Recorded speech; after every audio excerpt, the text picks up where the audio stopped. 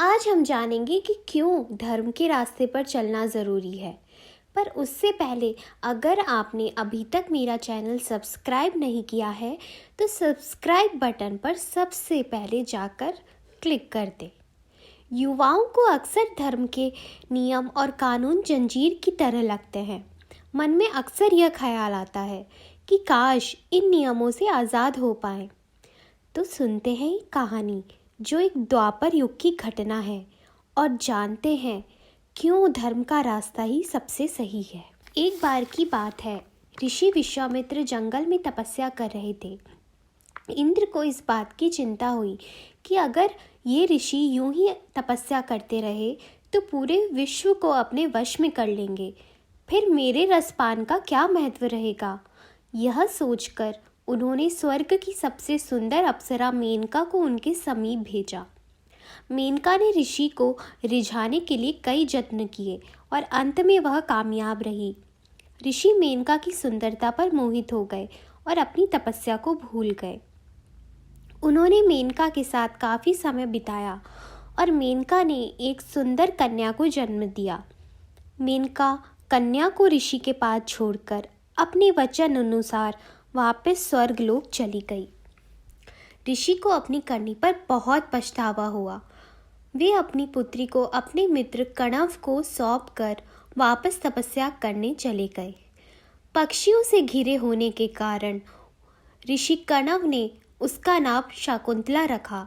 समय यूं ही बीतता गया। शकुंतला बड़ी हुई। वह अपनी माँ की तरह सुंदर और पिता की तरह बुद्धिमान थी। एक बार जब वह जंगल में तपस्या कर रही थी तो राजा दुष्यंत की नज़र उस पर पड़ी और वो शकुंतला की सुंदरता पर मोहित हो गए। दोनों जंगल में मिलने लगे और उनमें प्रेम हो गया। शकुंतला ब्राह्मण थी और राजा दुष्यंत क्षत्रिय। समाज उन्हें कभी स्वीकार नहीं करता, इसलिए दोनों ने बिना किसी को बताए विवाह कर लिया। राजा को युद्ध के लिए जाना पड़ा। वे शकुंतला को अपनी अंगूठी दे गए और वापस आकर उसे समाज में सबके सामने अपनाने का वादा किया और युद्ध के लिए चले गए। शकुंतला गर्भवती हुई और बहुत दुखी रहने लगी। एक दिन वह दुष्यंत की याद में आश्रम के बाहर खड़ी थी। तभी ऋषि दुर्वासा वहां से गुजरे। उन्होंने 2-3 बार शकुंतला से पानी के लिए पूछा, पर शकुंतला ने नहीं सुना। गुस्से में आकर ऋषि ने उसे श्राप दे दिया कि जिसके बारे में भी वह सोच रही है वह उसे भूल जाए।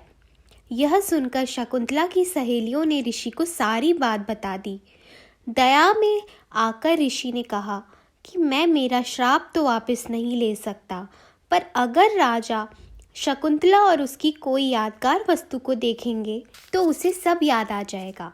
समय बीतता गया। राजा युद्ध से वापस लौटे। शकुंतला उनके दरबार गई, पर राजा ने सबके सामने उसे अपमानित किया और पहचानने से इनकार कर दिया। अपमान सहने के बाद शकुंतला ने ऋषि कणव का आश्रम भी छोड़ दिया और पश्चाताप करने के लिए जंगल में अकेली कुटिया बनाकर रहने लगी। पश्चाताप के फल से उसे वीर बालक पुत्र के रूप में प्राप्त हुआ, जिसका नाम उसने भरत रखा।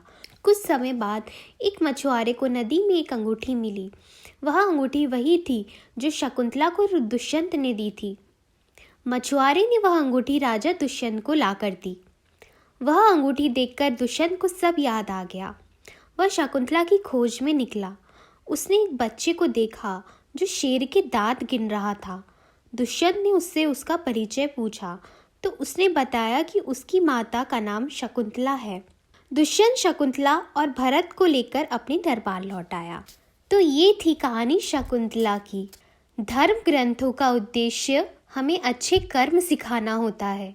उनके बताए हुए नियम हमारे लिए जंजीर नहीं होते, बल्कि हमारी सहूलियत के लिए ही होते हैं। उन नियमों का उल्लंघन करके हमें कुछ क्षणों की आभासी खुशी तो मिल सकती है, पर वह खुशी जल्द ही हमारे दुख में बदल जाती है। धर्म और उसूलों पर चलकर ही हम असली खुशी प्राप्त कर सकते हैं, जो कभी खत्म नहीं हो सकती। जीवन की सही समझ और ज्ञान ही हमारी खुशी को कायम रख सकता है, जो हमें धर्म सिखाता है। जैसे शकुंतला और विश्वामित्र को धर्म का रास्ता छोड़ने पर पछतावा ही मिला।